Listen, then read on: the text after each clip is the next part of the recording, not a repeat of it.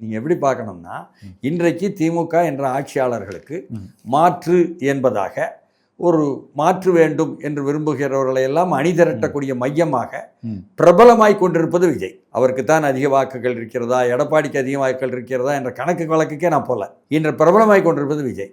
அப்போ அப்படி ஒருவர் தங்களுக்கு எதிராக பிரபலமாகக்கூடாது என்று ஆளுங்கட்சி நினைப்பதும், மாற்று வந்துவிடக்கூடாது, நாமே தொடர வேண்டும் ஆட்சியில் வரும் தேர்தலில் என்று ஆளுங்கட்சி நினைப்பதும் தப்பில்லையே. அப்படிதான் நினைக்க முடியும். அதுதானே அரசியல், அது யதார்த்த அரசியல். ஆமாம். அப்போ அங்கிருந்து பலியான பாதிக்கப்பட்ட 41 பேர் விஜயை சந்திக்கவில்லை என்பது தானே அங்குள்ள ஆளுங்கட்சிக்கும் பலனான அரசியல். அவர்கள் சந்திக்க போகிறார்கள் சென்னைக்கு என்பது அங்குள்ள ஆளுங்கட்சி மாவட்ட செயலாளருக்கு வருத்தம் தானே.